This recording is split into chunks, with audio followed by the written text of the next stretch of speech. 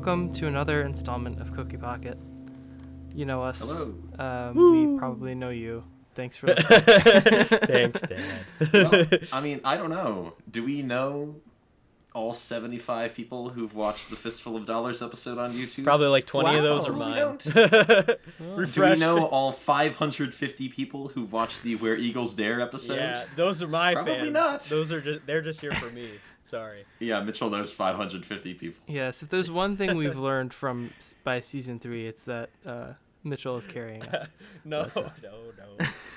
I stay humble. Yes, of course, while carrying us. Anyway. Stop. Today, we are discussing Rashomon, directed by Akira Kurosawa, starring Toshiro Mifune and others. And I think this is about as good of a starting point for Kurosawa as there is. It's not his first film, but it's sort of his first big success. And it's a nice sort of... it's pretty brisk. It's just under 90 minutes at 88 minutes long. And I think if you enjoy it or not, it gives you a pretty good sense of whether you'll connect with the rest of his works. And this is sort of an experiment in viewpoints. And it's hard to describe factually, but I will do my best. There's a man and a woman traveling in a forest. They're encountered by a dangerous bandit of sorts. And there are only two truths that remain in pretty much any version of the story, and that is that at some point the woman is raped, and at some point the man dies. And we hear 4 opposing viewpoints as to how these events transpired, and whether we reach a truth or not is sort of in the eye of the beholder, I guess. But it's a very intense 88 minutes, and a very human engagement with this source material, I think. So let's start with general thoughts and ratings out of 5. Well, I think, as you say, I think it's accurate to call this Akira Kurosawa's first real film. I mean, it reminds me of what Hitchcock said about like his early movies, where like he made some silent films and he made movies during the 20s, but the 39 Steps was the first Alfred Hitchcock movie. And in a lot of ways it does kind of feel like Akira Kurosawa made films during the 40s, but Rashomon is the first Akira Kurosawa movie. And I think a lot of his stylistic hallmarks are all over this movie.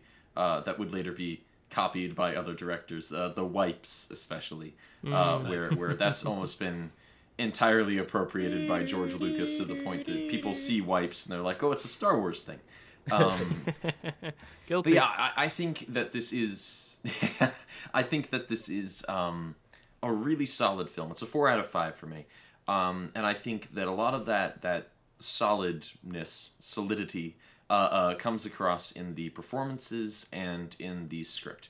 I think as a script, this is a really interesting experiment of that concept of addressing a conflict from multiple different angles, to the point that the title of this film has kind of gone down in history. Like in law and in psychiatrics, there's something known as the Rashomon effect, where it's the idea of someone's perspective on an issue is going to give them an entirely different interpretation of what happened.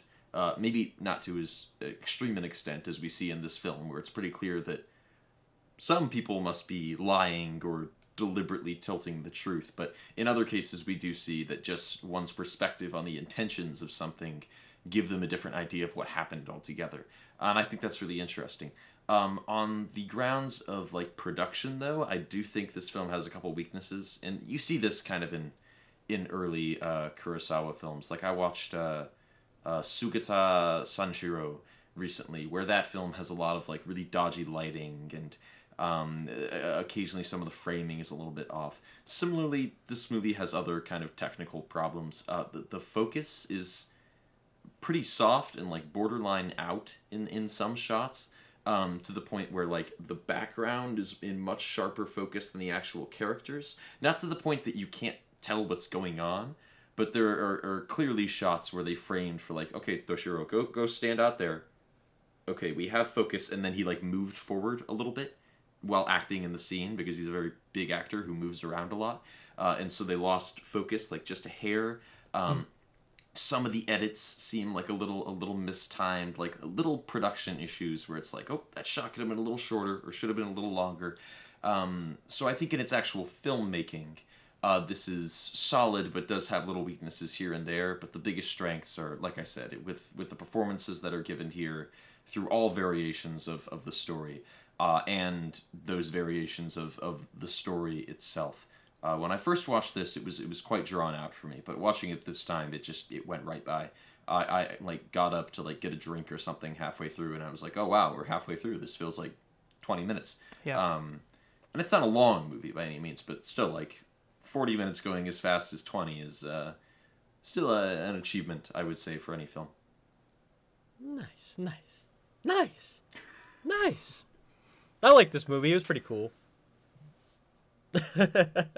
My first foray into Kurosawa's brain, where the only truths are war, plagues, famine, and high gas prices, and that there are no girls with good personalities. Oh wow, based. All right. Yeah. So this anyway about the movie. Yeah. So for me, the editing wasn't a big problem because me and Christian are like, ooh. Cut look cool, camera in focus, things can be seen and heard, subtitles. that's pretty much what I was getting. But I like the kind of, I guess, the jump cuts, but they're not really because they're just zooming, the zoom in and out where they're getting more in frame, and it really adds a lot of dimension to the woodland scenes and everything. I really like that. And in terms of like the storytelling, I feel like it's pretty much perfect. Like it's cut at the perfect times. Every scene almost feels like a comic book in a lot of ways, because maybe part of that is because of how accentuated all of their emotions are. And I do understand that's like a part of a lot of Japanese films as well coming out at the time, and even today. And I really appreciate that style, and it totally works here when trying to show the different types of perspectives and getting like a really like heightened sense that each of these people have their own occupations, their own motivations, their own morals, their own reasons to lie, and their own reasons to tell the truth. So I think that's like by far like the most interesting thing about this, and it's so easily makes you care about these people when you're pretty much just thrown right into the conversation about the trial and everything, and really just you trying to figure out who's telling the truth and who isn't is such a rich resource for a viewer. And I think Kurosawa really taps into that in this, and I think it really pays off in spades for the most part. And yeah, I did see like a couple times where I felt like it was cut weird, and I do feel like, you know, I think the score is fantastic, and I also think the score really goes well with each perspective, and I noticed like the subtle changes in it when it goes from each person's perspective and everything. It's like really intense and fighty when it's the what's it called, the bandit, and then it's like really kind of like dainty and innocent when it's the wife and things like that. And I don't think I'm pretty sure there's no soundtrack or very little when the woodcutter's telling a story, and I forget what it was for the samurai. But anyway, I think it was like really intense or something. But anyway, one or two things here and there that felt like the editing didn't really do it for me, and some scenes felt slightly too drawn out. But I mean, it's so negligible just because the script is basically perfect, honestly. And I just, you know, it's such a memorable story for me too. And it goes back and forth between the gate.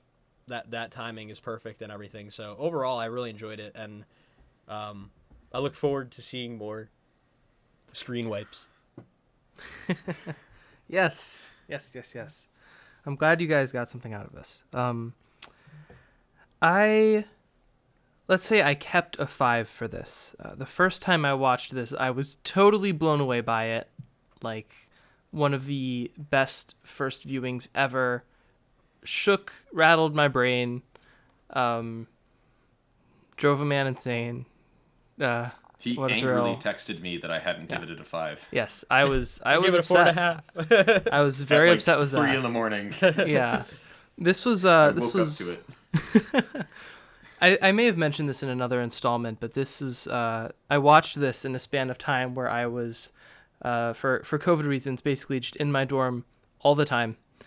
And what did I do with my free time? I watched a lot of movies, and this was one of them. And this just utterly destroyed me. This time it was a little less impressionable. I think maybe because I was taking some rundown notes and otherwise busy. But I kept the 5 out of 5 just to accentuate the importance of the power of a first viewing. I really think that matters a lot.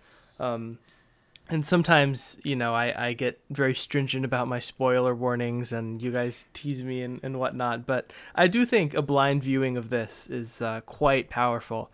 And I didn't really have much of an idea what I was in for. Mm-hmm. I was, like Zach said, Star Wars wipe man who knew that Lucas loved Kurosawa and took a lot from him. So I felt like I should seek it out, and I'm so glad I did.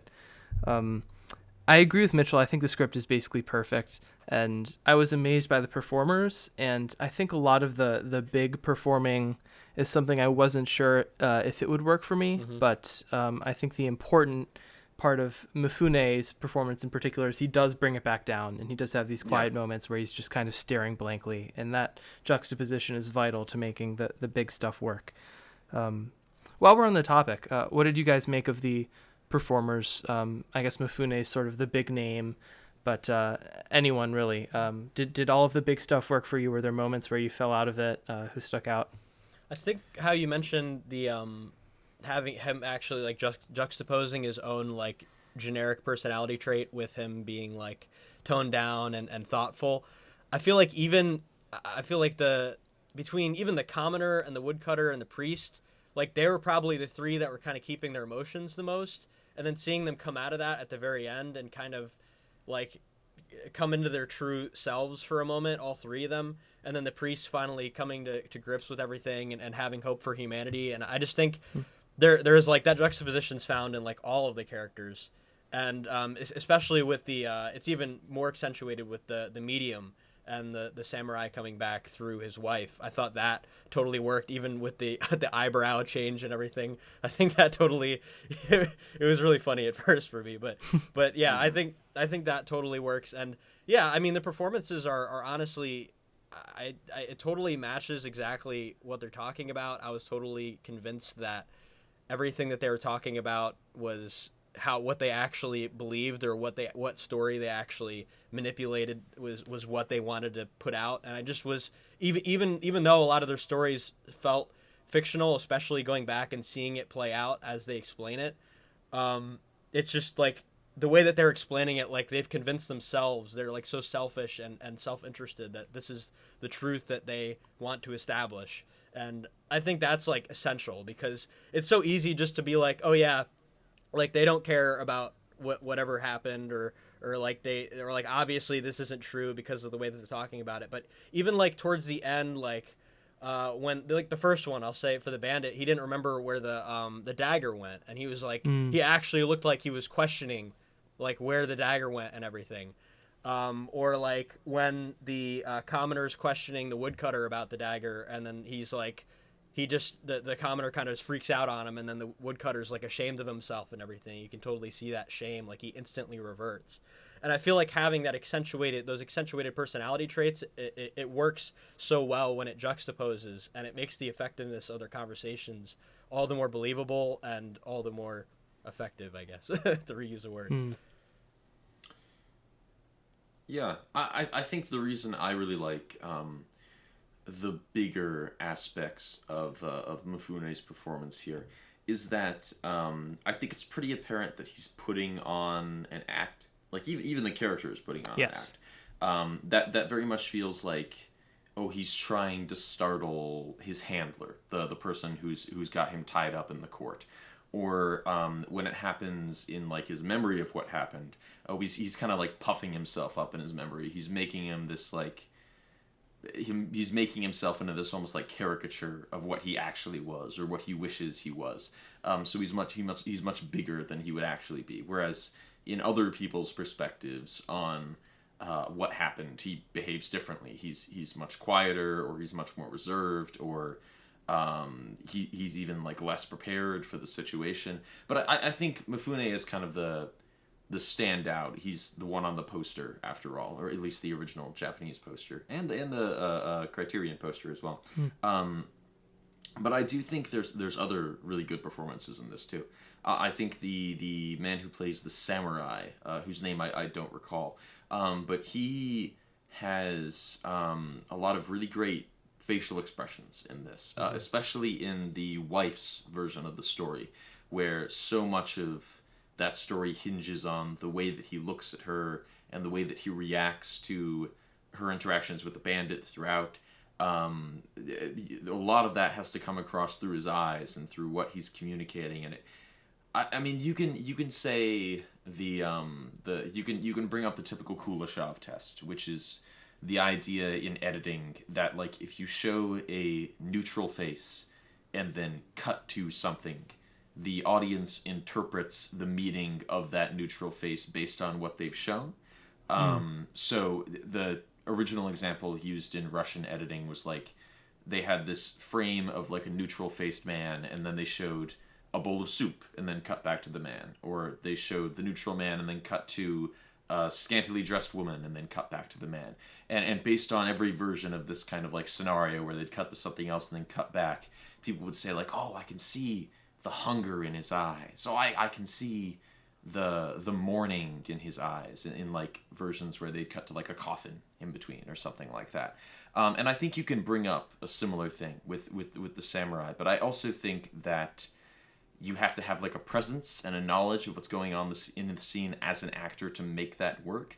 And I really do think he has kind of that moodiness that brings the drama into that moment of, like, oh, don't look at me like that, which is really what that segment at least hinges on.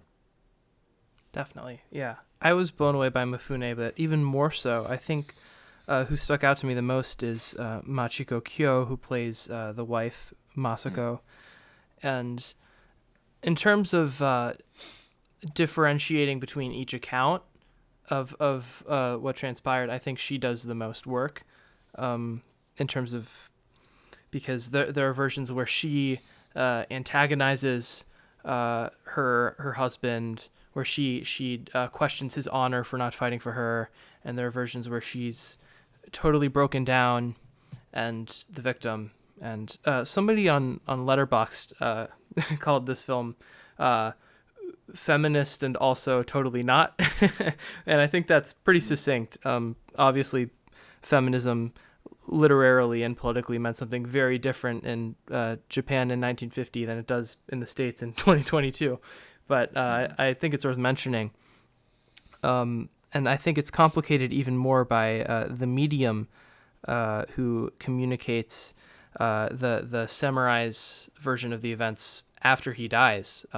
Basically, the assertion is this medium is communing with, or he is communing through the medium to the court as the spirit, and it's implied that he's damned for one reason or the other, because he says he's suffering.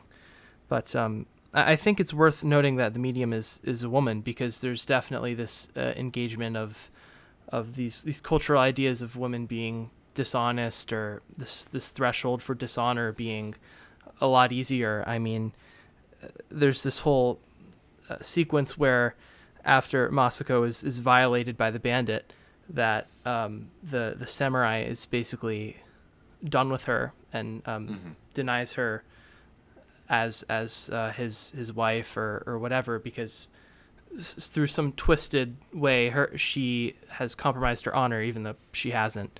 And I think Kurosawa is totally cognizant of the sort of hypocritical nature of these honor codes, and you see him challenging similar things. You know, there's this idea of suicide before surrender in some Japanese culture, and Kurosawa challenges that in some of the samurai films. And you see a lot of mature consideration of these complex cultural issues, which were really not as contestable at the time, I'd imagine. But he handles them really deftly, and it's not lazy, and it's not just like trauma porn or anything. Like it's very thoughtful and effective, I'd say. Yeah, I don't know. I don't really have any other specific questions. Is there anything else that stuck out to you guys that you want to mention? Well, I just wanted to mention, for the sake of I don't know, for the sake of the conversation, I told you about this, Christian, but my father watched part of this with me. And my dad has seen Ron before, so he's not entirely, unaware of the Kurosawa tendencies. But a lot of the kind of kabuki style bigger acting, which we see a bit of from Toshiro Mifune in this film, and which we see kind of a lot of from the Fool in Ron, does kind of get on his nerves. So when I finished watching this movie, he walked out toward the end. When I finished watching it, was headed upstairs. He just kind of shouted from the study, "Are you done with the crazy Japanese movie yet?" So this is the crazy Japanese movie to him. But he also mentioned, and I just thought this was interesting, the music that plays at the beginning, as the woodcutter is walking into the forest, is played on a lot of like traditional Japanese instruments and has like it's very much kind of traditional Japanese music of the time, but it has a lot in common with what you would hear in, say, like a Universal Mummy movie. Yeah. Because he doesn't have that like kind of context for like what music is played within Japanese cinema. So during that scene, he was like, "This sounds like an Egypt movie right now," because that's very much the kind of thing you'd hear as Boris Karloff walks through the sands in The Mummy or something like that. It's interesting how those kind of foreign cultures in cinema sort of bleed into each other in early Hollywood. Yeah, and especially it reminds me of a lot of like wandering through the woods scenes in a lot of American war movies at the time too. Like it was pretty on point. Even like the way that it's kind of filmed out of perspective and then it's way up close and seeing them like sweat and look around, like that first scene with the woodcutter and everything. I'd also mention on the feminist point, I think it's interesting that even like looking at this with different lenses, it's also interesting to see how the men's perspectives are criticized, because I think if anything, the flaws of both genders are pretty equally represented. I don't know if that's a hot take or not, but I think there's like there's quite a lot of terrible things that are very very male centric when it comes to not only just like the rape scenes, but the like what is the power dynamic and like how each man looks at themselves and has their own insecurities, and telling their stories is them covering up for their insecurities, and possibly almost all the time placing at least some of the blame on the wife, saying like she's running away or she's unfaithful or all the things that Zach mentioned. But as we can see, like Christian mentioned, from the wife's perspective, it's clear that both men have their own issues, and even towards the end, there's some question to how much of the truth the woodcutter was saying about having 6 children, and it seems like, wow, 6 children, especially during that time, maybe that's questionable too, or maybe the priest is misguided or something. So I think, like pretty much Christian said, there's so many complex issues that there's so many different lenses you could look at this with and have a perfectly viable argument or interpretation, and that just obviously adds to the film's credibility. So yeah. This was something else I brought up before this episode, but this film and The Last Duel, which came out last year, get compared a lot, because The Last Duel knowledgeably does like a pretty similar thing, where we see various different perspectives on it's a story that takes place over a longer period of time, but we see various different perspectives on what happens within that story and how the different characters interact. And I do think it's a good film. I don't feel like The Last Duel is just a copy of Rashomon or anything like that. No. But I do think Rashomon better analyzes and addresses the issue of male ego than The Last Duel does. Because at the end of Rashomon, we see, I think it's the woodcutter's perspective, where we see a couple different versions of the story. We hear about this duel between the bandit and the samurai, and the bandit portrays this as this like, it was a great battle. We crossed swords 23 times, and no man has ever crossed swords more than 20 times with me.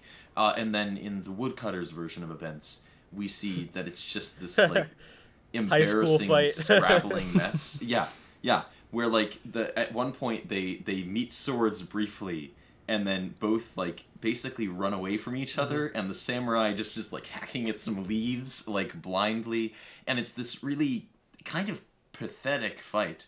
and it really highlights kind of the real ego that these two men are thinking of each other with, and thinking of themselves with.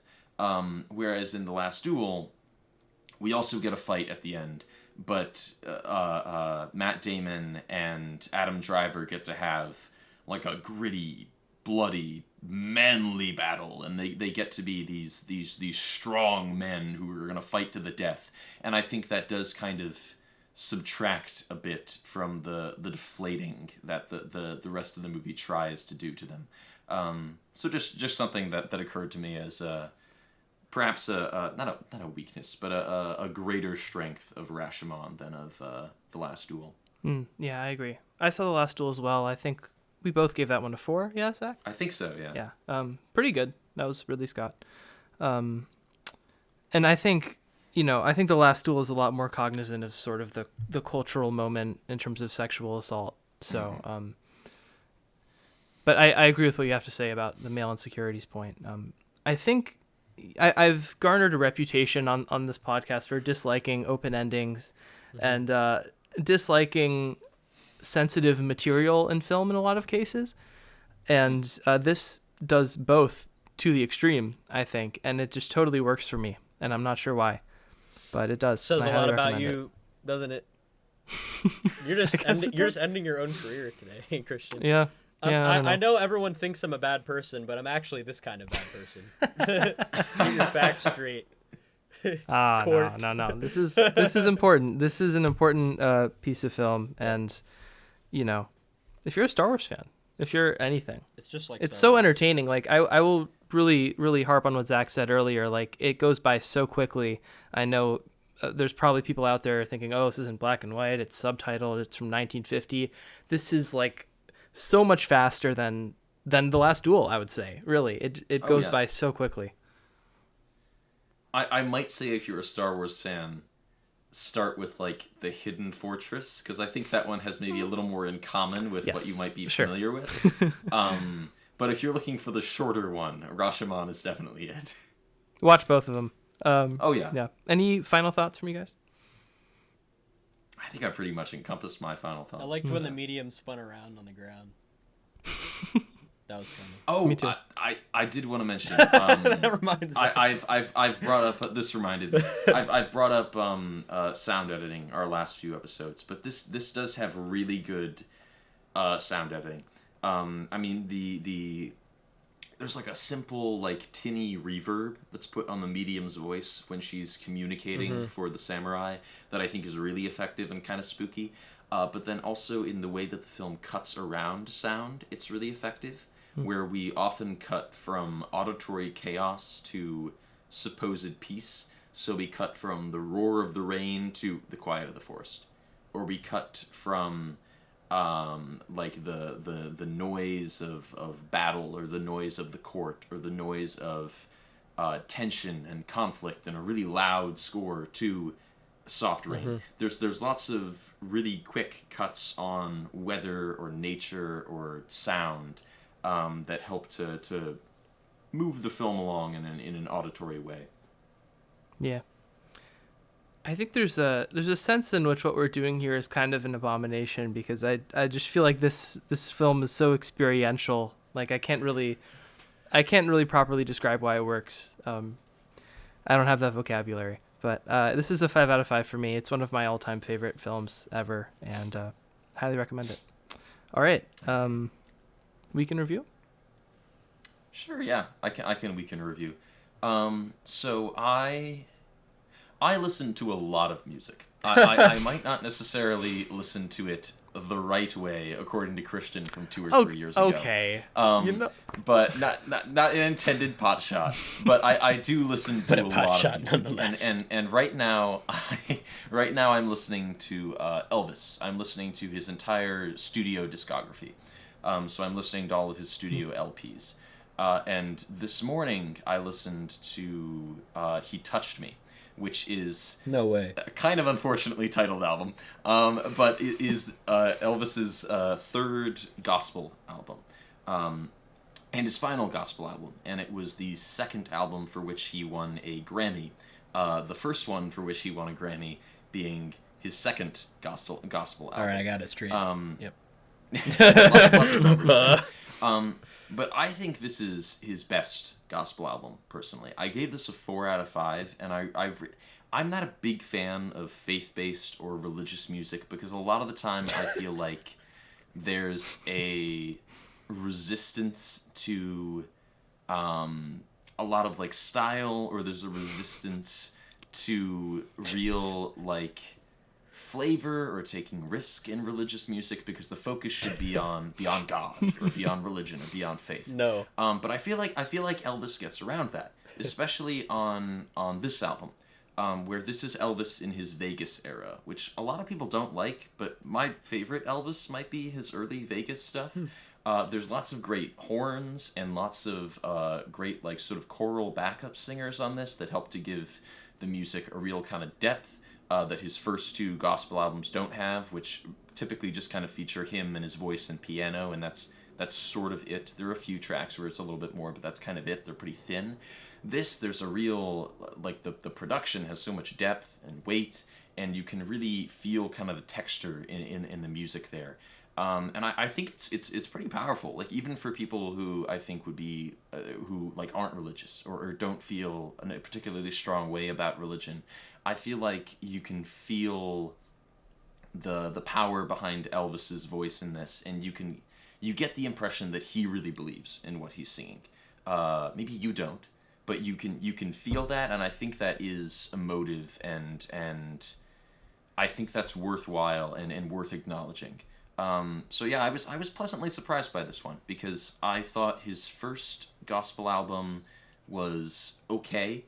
I thought it had some nice kind of upbeat tunes that I wasn't expecting. His second one dropped like a lead weight for me. I was so bored, even though that's his first Grammy-winning album. And then this one, I like the best of the 3. So yeah, I think Elvis... I think Elvis has, in a lot of ways, sort of become a joke to a lot of people nowadays, especially his later stuff. I'm talking about, like, non-music fans, where people think of Elvis and they think of, like, sweaty, fat impersonators, like, doing the karate thing. But yeah, I think Elvis as a whole kind of deserves more public credit, especially his later stuff. So yeah, maybe check it out. Elvis, he touched me.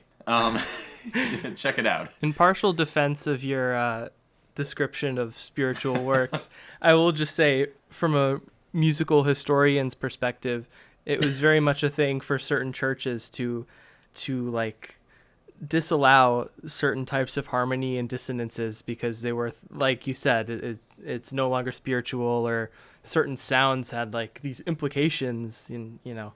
So I mean that is like actually a genuine point, Zach. What about Blue Christmas, Zach?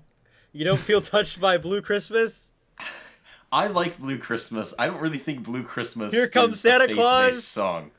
Elvis has 2 Christmas albums, and his religious albums are not any of them. I think. Don't step to me, bro. I think Christmas is religious. Keep Christ Here Comes Christmas. Santa Claus religious? Yeah. Yes. Yep. Okay. All right. All right. Well, I'll go. Okay.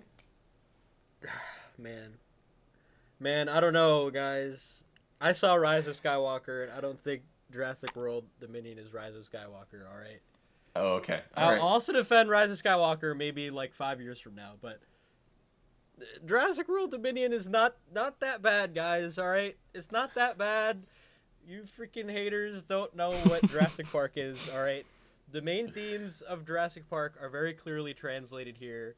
The original actors are back to play their original roles in the original way that they did, and that's fine. They have new lines. They have new everything. Ian Malcolm is freaking hilarious. Okay, I saw one Letterboxd review that gave this 2 stars and said his back must hurt from carrying the entire movie. And maybe if that's true for you, then good. But you better give it 3 stars like I did, because there's a lot more to this, okay? Maybe it's because I saw it in IMAX. I got convinced. I don't know. But those dinos, those close calls that are impossible in real life, let alone dinosaurs existing in real life. It was a fun movie, okay? And Chris Pratt wasn't at his best here, but Bryce Dallas Howard was, and Laura Dern was there too, and Sam Neill was a meme, and freaking Jeff Goldblum was a meme, obviously, and man, I don't even know what to tell you. The girl was pretty good. I'm sorry. I apologize. I don't know her name. I forgot. Oh, the little clone girl? Yes. And that whole storyline, yes, we've seen it before. It's well implemented. But keep in mind that this is a Jurassic Park movie, okay? And it's very obvious in every scene that they were like, don't worry, audience. This is still a Jurassic Park movie. We're gonna have a crazy journey, but we're gonna get to the end, okay? Indy's gonna ride with his dad in the sunset on the horses, okay? It's gonna freaking happen. This movie will end. They will get Jaws, okay? E.T. will go back, all right? Amblin Entertainment, okay? Gosh, all right, man. Oh, are these still Amblin? Yes, this is an Amblin production. Yes. Wow. Okay. Okay. The only reason I'm considering seeing this is for the original stars. Are they in it that much, or is it like the second one where they were like Jeff Goldblum's in it for 2 scenes? So a lot of people actually consider them to be like the 3 main characters because I'm pretty sure there are more, like, if not more scenes with them, the scenes with them are pushed forward the plot way more compared to they really actually brush aside Owen and Claire, I think, aside a lot, but they're more in like the perilous situations and kind of like dodging the dinosaurs and everything, and there's a whole sequence that's copied directly from Jurassic Park. I will not tell you about it, but yes, they are fully in it, and I totally believe that it's them. They have a whole like bringing them back thing, like let's get the band back together kind of montage. A mini one towards the beginning, and I think it works great. There's quite a few moments for me that don't hit as well, and perhaps the dinosaur thing, like everyone almost getting eaten every 5 seconds, is not your thing, but that's every Jurassic Park movie. So I mean, I'm not really gonna hold the movie against it because there was very few ways they could have ended this franchise, and I feel like that. I think they ended it fine.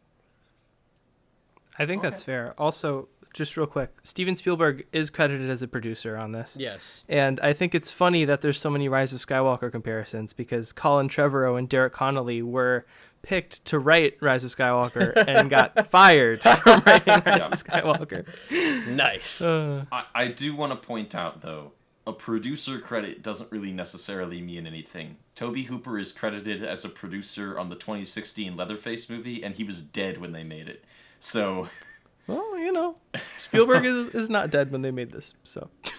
That's true, but I'm just saying, that could just mean he went, what? Here's money. Everybody... And then that might have been the end of it. Everybody knows that the freaking T-Rex yells and the banner falls, okay? And that happens like 5 times in this movie, all right?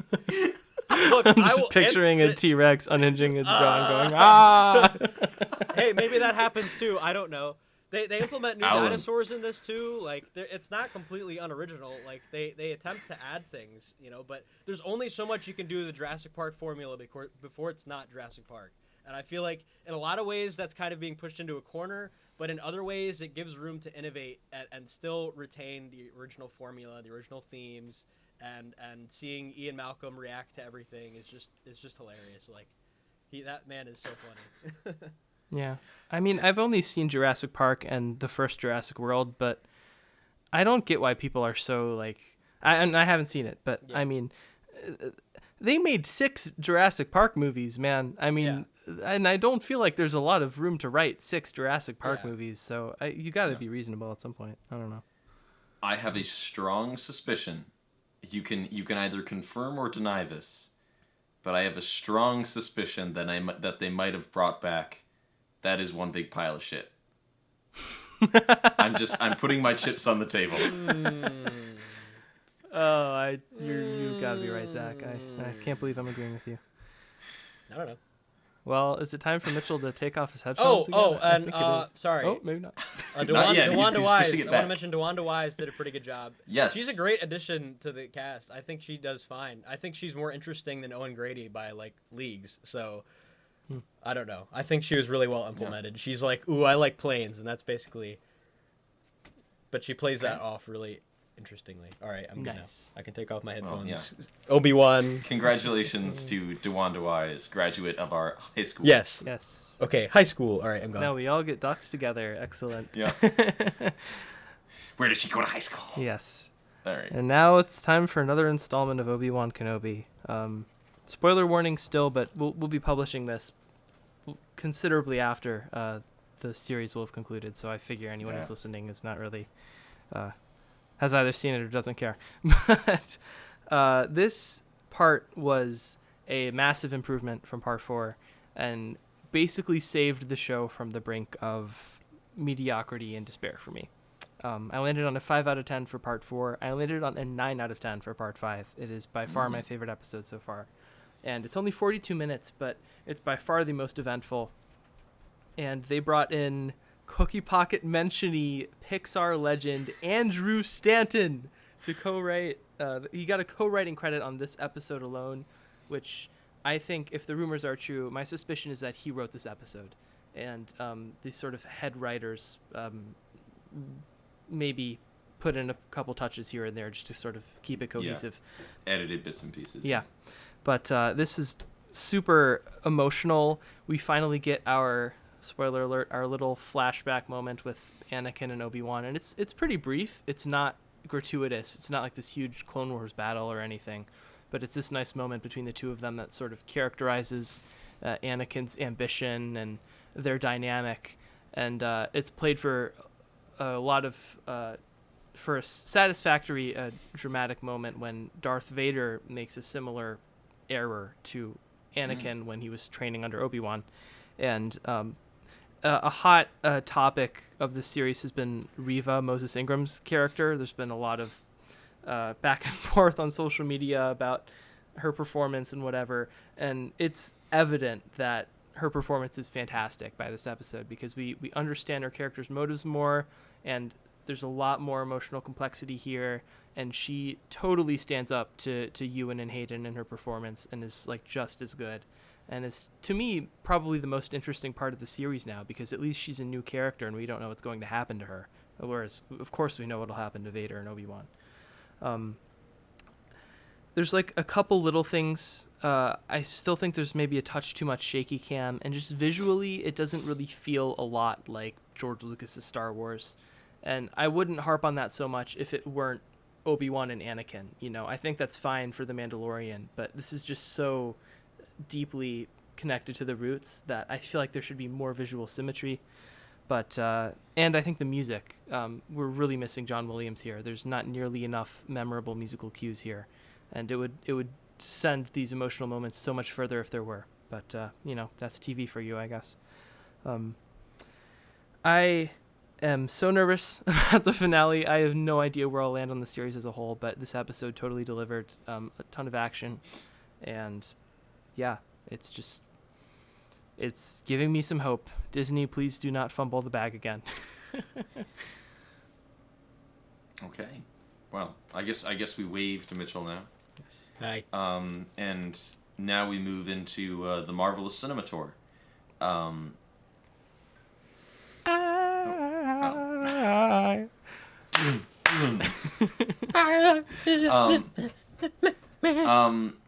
So this time I am talking about Guardians of the Galaxy, which I had not seen since the year that it came out. Wow. My family rented it shortly after it was out of theaters. And yeah, this one is pretty darn good. I remember when this came out, everyone was, I think it's fair to say, raving about it, because I think this does feel like the first film since Iron Man in this franchise to actively do something new and something that we have not seen before. The way that music is incorporated into this film, the way that humor is incorporated into this film, the way that these extremely bizarre characters that nobody thought could work. Like, I remember in 7th grade, somebody going, "Oh, they're going to make a Marvel movie with a talking raccoon." And I went, "That's dumb." And Howard the Duck is not dumb. Yeah. I was not a Howard the Duck fan at the time. Oh, sorry. But it is dumb. But I think the appeal is that the movie knows it's dumb and James Gunn knows it's dumb as a concept, and so they both kind of know how to work around that because they know how silly they are. Which is something that I've been looking for in this franchise. I've been looking for that knowledge of, this is really silly. That was one of the reasons that Thor was my least favorite in the MCU, is that at no point does it ever seem to realize that it's about a blonde guy who can't act in a cape who gets shot to New Mexico and has to fight a giant robot while the camera's always tilted. America today. At no point does it realize how silly that is. But Guardians knows how silly it is, and it has a fantastic soundtrack. It has a pretty brilliant cast. I really want to shout out Michael Rooker, Yes. who I think that's like, he's a household name now Yes. because of Yondu. Yes. But like, he's before that was like kind of a cult star from like Henry, Portrait of a Serial Killer, and Slither, James Gunn's first film. Walking Dead. And the Yes. but like he wasn't like a big name, and now it's just Michael Rooker. He was Yondu in Marvel, and like everybody knows that. I think Zoe, I think her name is meant to be pronounced Zoe Saldana, because it does have an Enye. Everybody says Saldana, but she's great as Gamora. I even think James Gunn is able to get the characters that he needs out of actors who aren't very good. I don't think that Karen Gillan is an especially good actress. I am an enormous Doctor Who fan, and she's one of my least favorite companions. I think she reacts the same way to every single thing, and yet James Gunn gets something out of her when she plays a blue robotic woman. Nebula. Nebula, there we go. She's so important by Endgame, man. Jeez. Sure, I didn't really like Endgame, but we'll get there. I think Bradley Cooper is an actor who's generally pretty middling for me. He's sometimes great. He's sometimes really just kind of like unimpressive. These are many hot takes. I love his vocal performance as Rocket. And Chris Pratt, who I think is the latest Hollywood equivalent of white bread, Wonder Bread, is so funny as Quill. Yeah. And every now and then we get an actor in Hollywood who is just like a big ol' loaf of Christian Wonder Bread. But he has so little flavor to him. But if you know how to work with him correctly, you can get a lot out of him. I would say that Brendan Fraser was kind of like that. He's a particularly lovable brand of Wonder Bread. Chris Pratt, Tom Holland is kind of the latest Wonder Bread. Oh, come. But if you know how to direct him right, and you don't put him in everything under the sun, That's true. Then I they're do pretty kind of charming. agree with that, Christian. Sorry. So yeah, this is my favorite film in the MCU so far. This surpassed Iron Man 2. It's the first film in the MCU to get a 4 out of 5 from me. And really my only complaints on this movie are that, yes, it's funny now. I'm very, very worried that it's not going to be funny later. Because I think that Kevin Feige and the powers that be in charge of the MCU looked at Guardians and went, how can we do this in everything? And in a lot of the movies, it just does not work.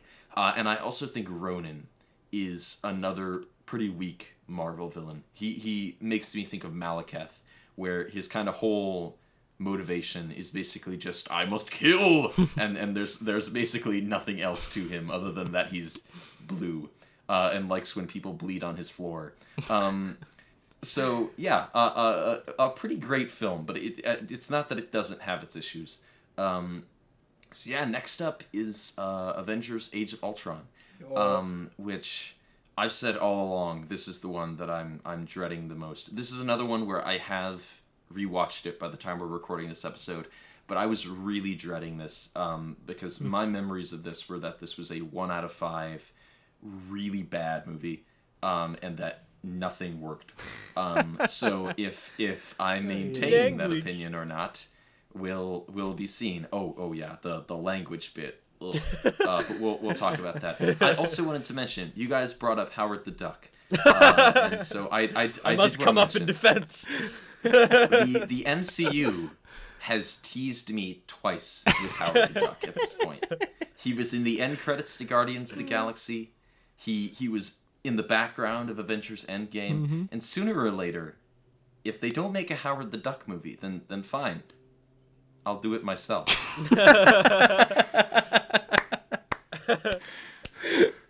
That was good. That was great. excellent. That was great.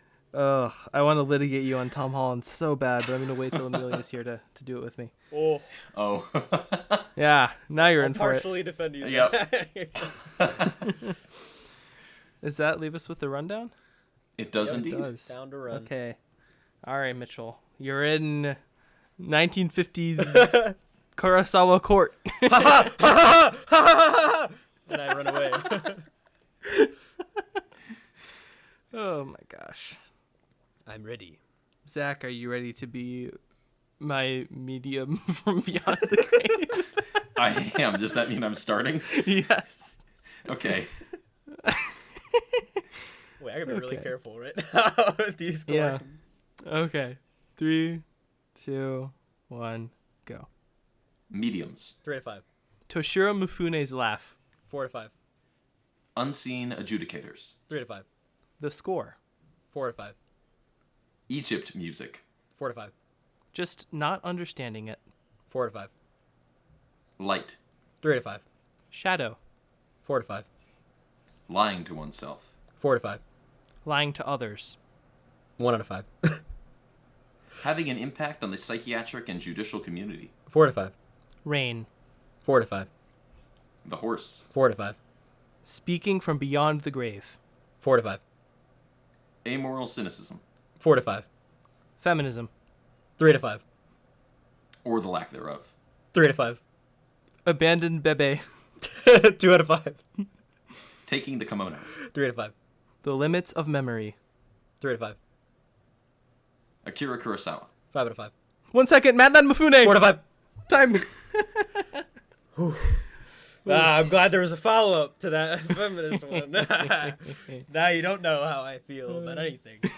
This was very existential. That was like one of the most like existential big brain rundowns Yeah. we've had. It's hard to write a Yeah. rundown sometimes. Tis the nature. Well, speaking of existentialism and big brain, next time we're going to be talking about Ivan's Childhood, which is the first film from renowned Russian filmmaker Andrei Tarkovsky, who is one of my absolute favorite directors, and is known for making movies that are 3 hours or longer. But I'm letting you guys in easy because Ivan's Childhood is only like 90 minutes. Yes.